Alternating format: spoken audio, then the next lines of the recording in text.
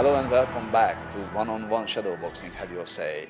We are continuing our discussion with Peter, who represents the Sustainable Population Party. Okay, now let's go into the real issues. Tim Flannery was asked, what do you think is a sustainable population in Australia?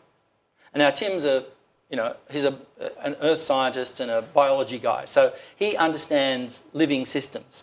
So Tim's answer was somewhere between 6 and 12 million. In Australia? Yeah, and the current population, as we know, is 23.5. When we had the Olympics in Sydney in 2000, yes, Australia's population was 19 million. Yes, and now we got 23 and plus millions. Since in the last 13 years it's gone from 19 million to 23.5, just to put that into perspective.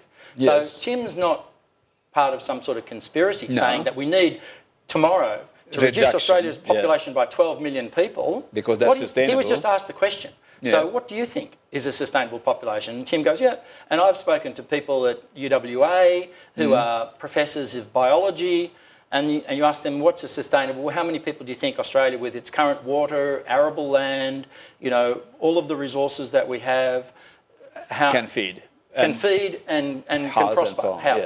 And they think somewhere around the same sort of thing. In fact, 6. This person said so. So less than. Less than, yeah. But, yes. But the thing is, if we've got 23.5 million people, we have to deal with that. I mean, we have to try and make the lives of our 23.5 million people better than they currently are. And by bringing that population to 46 million by 2050, is that going to make their lives better? I don't think it will.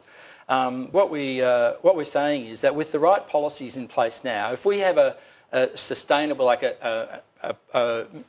bring immigration down from 250,000 to 70,000 a year and stop bribing women to have children, we could stabilise our population at about 26 million from where we are now. Just as until 2050? Over the next 15, 20 years. Yeah, so 2050. Yeah, so, so instead of having 50 million, have 26 million. 26. So almost the half of 26. 26 million. Not 50. Okay, no, so what they're saying. Then what's happening with the businesses? So what's happening with the, the builders, the finance people? Well, so what's happening? In France, as population is stable. Italy's population is pretty well stable.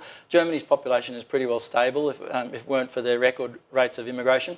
There are builders operating in those countries. We have a huge shortage of housing in Australia. Houses... Sustainable housing, definitely. Yeah, I mean, and the houses need to be renovated. Old ones are knocked over, new ones are built in their stead.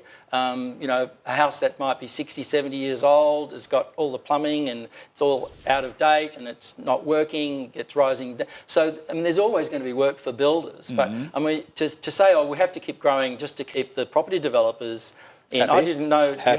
Happy? I didn't know you were such a friend of the property developers, Tibor. I mean, I don't think I am myself, no.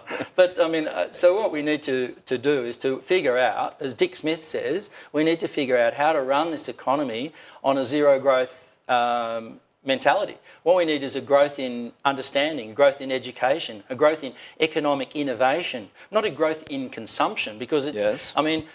But consumer society is based on consumption. And capitalism in its current form the consumption is driven rolling around and rolling around that. The consumption is driven by people. I mean, and speculation. Well, consumption is driven by affluence. The more affluent you are, the more you consume. And consumption is driven by the number of people. So it's not the environmental footprint is made up of how many feet you have and how big those feet are, And so what we've got in the world at the moment is 2 billion people who are living on less than $2 a day. 1 billion of those are starving. So we've got, 27% of the world's population living on $2 a day. That's not really the way we would envisage this sort of nirvana, this Valhalla of people living on the planet. We've got 7.2 billion people, and as you know, 1% of those control, whatever it is, 80% of the resources. So we don't think that's the way to go. And we think with a stable population, we would actually be able to educate people, feed everyone, and we'd actually probably then we would be able to move to a position where we actually had a sustainable population long term. It's not going to happen, in 10 or 20 years, but you can make a difference. So how do you envisage to have this discussion in Australia, and what else you can do? Oh, well, we need to change to educate people about what's available in terms of making choices that are good for them, for their lives, and for their... Such as? Well... example? Delaying childbirth. So what the party is about is giving men and women a choice. They need to have a choice. They know. So you don't think today men and women got the choice about planning the family and determining how many kids they got? So you think they are deprived from their choice? In Australia, I think yes. by and large they have a choice. But if you're a poor woman living on the streets, I mean, Prime Minister Key in New Zealand, for instance, made an executive decision. New Zealand was criticised by the United Nations for its high level of child pregnancies. Yeah. So what Key did was to say, okay, any woman living on welfare in New Zealand can get voluntarily, reversible, free family planning assistance. So it's voluntary, it's reversible, and it's free. So if you're a 15, 14-year-old sleeping rough on the streets because your father was raping you or your mother's an alcoholic or whatever and you just didn't like it in the house, the last thing you need is to have a child on the street. So I think that was and people... brave decision. A lot of people were criticising key human rights. It was a brave decision. Yeah, to saying, it's 40%. But it's not. It's free, it's voluntary, it's reversible. And these are people in desperate need of assistance. What they need is to be able to get into a school, to get education, to improve their lives. And they can't do that with two small children, hanging on to them, So I think you need to make some decisions for the benefit of the whole society. We're showing global leadership in this. Yep. And other countries like Thailand, like the southernmost state of India, which is Kerala.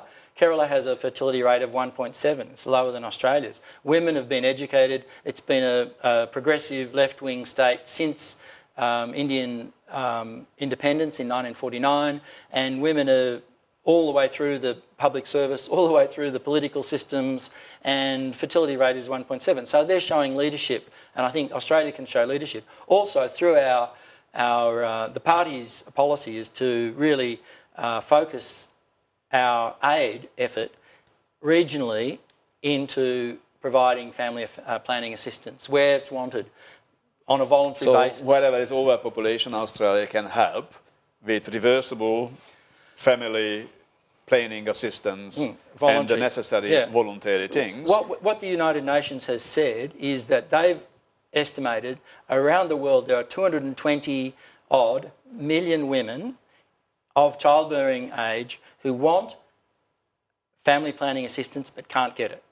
So what we're saying is there's probably about 80 million unwanted births a year globally because of this. Now, when you look at the amount of money that we spend on armaments and war and all of that annually, this would be a tiny fraction. One of those jets that the government is buying, $35 million each, yes. One of those jets is going to virtually pay for the whole program, I mean, it's not expensive to bring condoms and contraceptive pills and Dopapavir to villages. And when women are actually asking for this, but they can't get it because of the cultural or other political restrictions where they live or because they're too poor.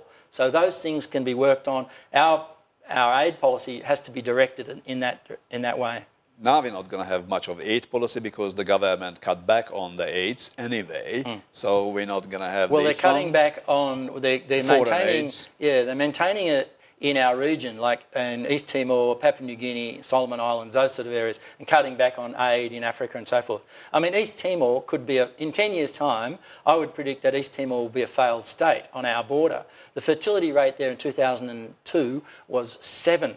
Now, that's an eye-watering number when you think the average woman is having 7 children. Some women are having twice as many, because it's so.